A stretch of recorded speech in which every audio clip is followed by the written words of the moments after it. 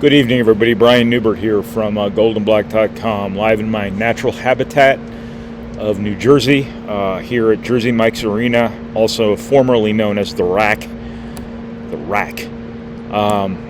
Purdue beats Rutgers here in Piscataway, finally, by a score of 68-60. A little bit more dramatic than I think people figured it would be. This is your rap video.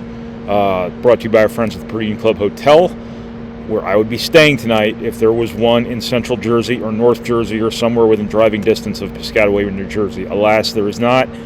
So I have other accommodations. But I would highly recommend for you, the next time you're at Purdue for a weekend, for a football game, for a basketball game, whatever it might be, for graduation, if you just want to come party for a weekend, I would... on campus, that is, not necessarily at the Purdue Club Hotel. I would definitely highly recommend the Purdue Club Hotel. I'm an expert on such things. Okay, so Purdue wins 68-60 at Rutgers. This was a 14-point game at halftime, I believe. 13, 14 points, somewhere in that ballpark. Got close in the first half. Purdue separated itself again. Had that nice, healthy halftime lead against a team that, on paper at least, really struggles to score. But if you've watched Purdue and Rutgers over the years, you probably knew that something funny was going to happen in the second half. A horrible shooting team, which Rutgers objectively has been all season long, was probably going to make some shots. There was going to be another run.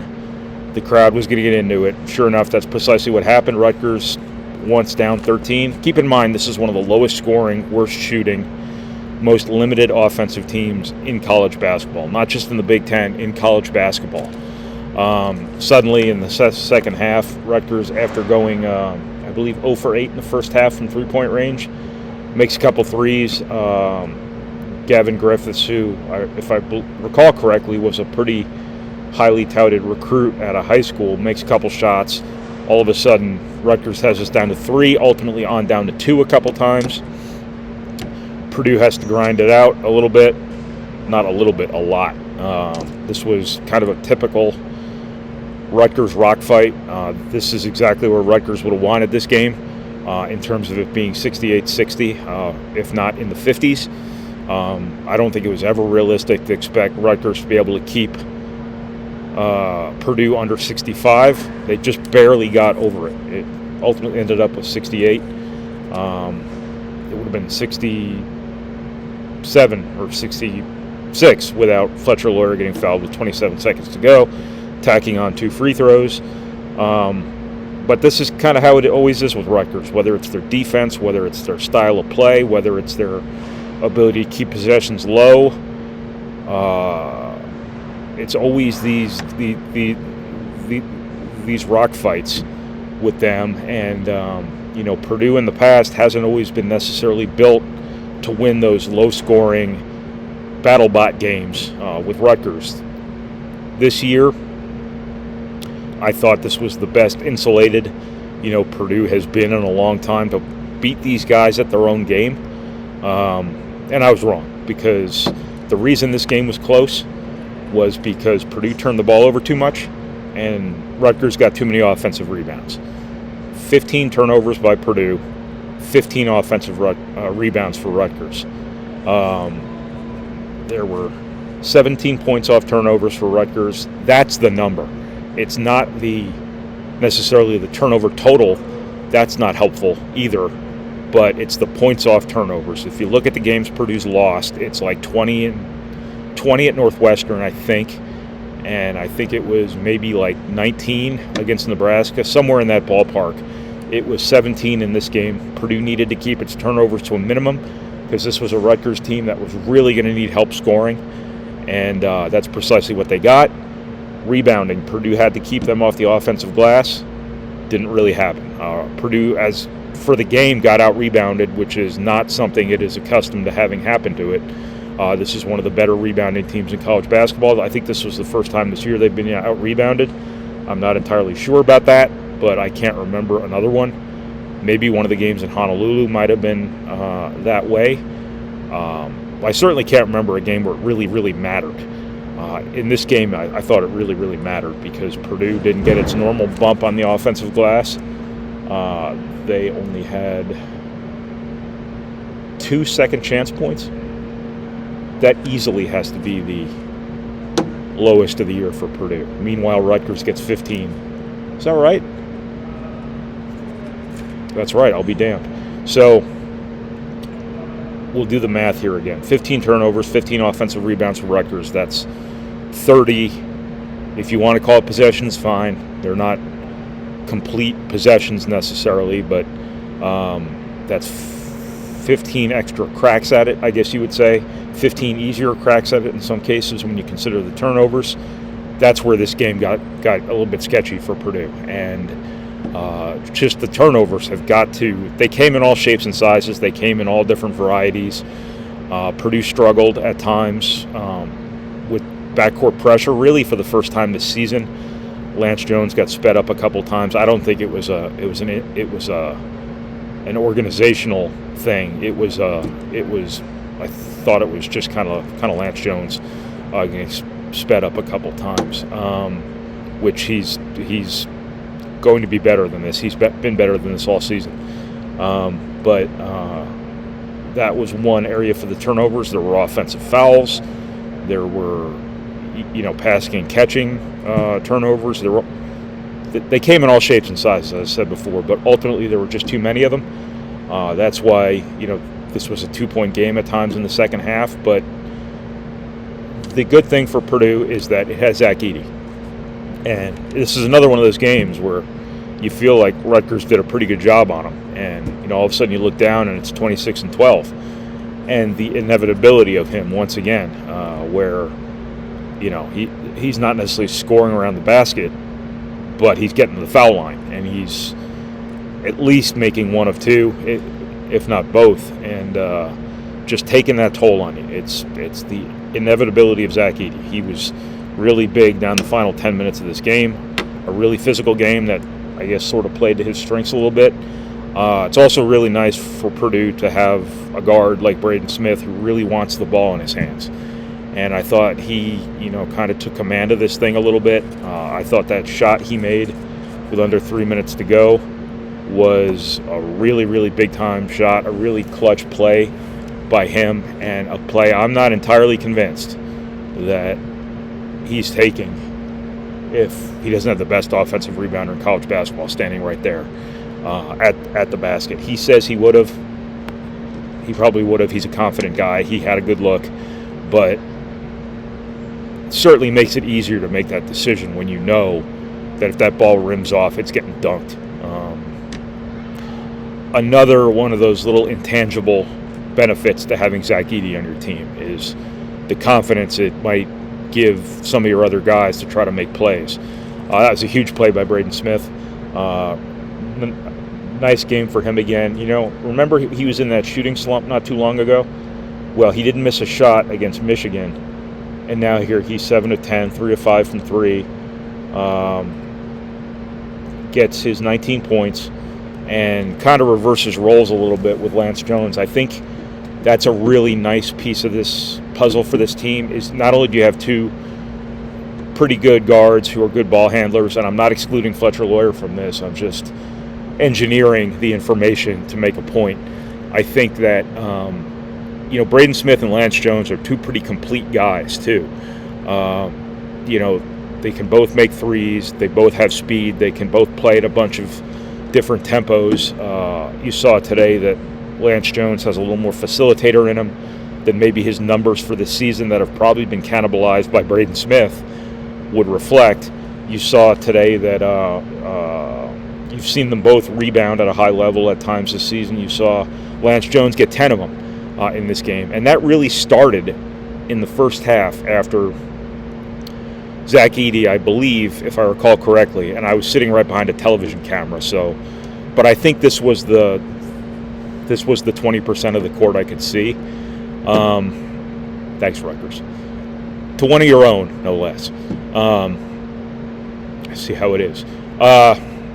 So, if I recall correctly, Zach-Ade had Cliff, Amore, blocked out. The ball came off funny. Cliff grabs it with one hand right in front of Lance Jones. Had Lance Jones, moved to the ball instead of drifting up the floor a little bit to get going offensively, he probably would have had that rebound. Once that happened, all of a sudden Lance Jones was all over the glass. Now, whether or not one led to the other, I have no idea, but early in this game it was very evident this was a game Purdue needed everybody rebounding. Not just Ross-Ade, not just your four men, everybody. And Lance Jones embodied that today, getting 10 rebounds, obviously, to go along with the 8 assists and the 5 steals, which, his instincts as a, is it stealer? Is it ball hawk? What would the noun be for somebody who gets steals? Thief? That just sounds way too suggestive. Anyway, the 5 steals were all big. There was one where I think Purdue had just pushed 3 back to 5. Lance Jones intercepted the inbound, scored off it. In the first half, there was a steal where he ended up setting up Caleb First for a really nice finish by First running the floor. One of the things First really gives you when he's playing center is that ability to really run the floor. So Purdue just kind of grinded this one out. It should be ground, but I think it's grinded. Purdue showed it can win a close game in the second half on the road. Purdue showed it can grind a game out, for lack of a better term. Purdue showed it can win without its strengths necessarily being strengths, which is not ideal, but when it happens and you win anyway, that's a pretty good deal. Hey, that kind of rhymes. Purdue's not going to get out rebounded very often. Purdue, at this point, has got to get the turnovers under control. That's not something it's intending to do. It's not sitting here and saying, hey, we're just going to turn the ball over tonight. It's just kind of happening. What the fix is, I don't know. If there was a fix, it wouldn't have happened after Nebraska, or it wouldn't have happened after Northwestern. It has been Purdue's single biggest existential threat all season long. Last year it was shooting. The shooting's been fine this season. Now it is turnovers once again. Again, the points off turnovers is the more relevant number, in my opinion, than the actual turnover total. Both suck, but it's the points off turnovers that really speak more to impact. Because when you just turn it over, you're just denying yourself a chance to score. When they score off it, then you're denying yourself a chance to score, and you're helping them score. That makes sense? Yes. Well, all right. So that's what I got from Purdue's 68-60 win here at Rutgers. A long time coming for Purdue, who hasn't won in this building in quite some time, which I think has been more a credit to Rutgers teams than this actual environment. But the combination of the two has been a real snake pit for Purdue. I want to say something, too, about Ross-Ade's career. 2,000 points is a big deal. I've always thought that's kind of a magical number for college basketball players, kind of like 3,000 hits, 500 home runs, all those other statistics in baseball that are getting shot to hell by stat compilers, by the steroid era, so on and so forth. And now we're going to see how much statistical markers in college basketball matter as much, because everyone's playing like 9 years now. But for Ross-Ade to get 2,000 points, basically as a full-time player, as his team's best player for only 2 of those 4 years, as a 50-50 platoon guy the 2 years before that, that's really remarkable. I don't need to tell you that Ross-Ade's had an unbelievable career. He's a great player, but that is a big deal. 2,000 points and 1,000 rebounds for a career when you've been playing basketball for like 7 years, 8 years, whatever it is. It's just like a storybook deal. And just can't say enough about the career he's had. But the 2,000 points kind of snuck up on me tonight. I hadn't even looked into how far he was off. I had like a week ago, but I guess that was before the Michigan game, and I didn't know he was right on the precipice of it. Sure enough, he got it on a dunk, no less. I think how appropriate for it to be a dunk. But he's had a great career. He's a good dude. If you're a Purdue partisan, you should be very, very proud to have him associated with your school and your team. So that's what I got from New Jersey. the cradle of civilization. Jersey Mike's Arena here at the State University of my beloved state, where there's always an alarm of some sort going off. There's always a seagull eating out of a dumpster. And there's always a guy standing outside the bagel store in the morning wearing a bathrobe and flip-flops and green socks. It's a very special place here in New Jersey. So that's what I got. I'm just rambling about New Jersey now. Thank you to the Purdue Club Hotel for your support. I'll be looking forward to my next trip to Rutgers and the new Purdue Club Hotel that'll be present in Piscataway, New Jersey. And thank you for watching. Thank you for reading. Thank you for listening. And thank you for processing our materials, however it is you process our materials. And to those who see me out and about, know me from these videos, thank you for coming up and introducing yourself. It's one of the best parts of my job. It's really cool. I appreciate your support. I appreciate you thinking of me. And just can't say thank you enough. If you're watching this on YouTube, apparently it's important to like and subscribe. If you wouldn't mind doing that for me, I would appreciate that. If you haven't already subscribed, hopefully you have. If you haven't, I haven't done my job. So that's what I got. That is my long, rambling New Jersey edition of the rap video. So thank you, everybody.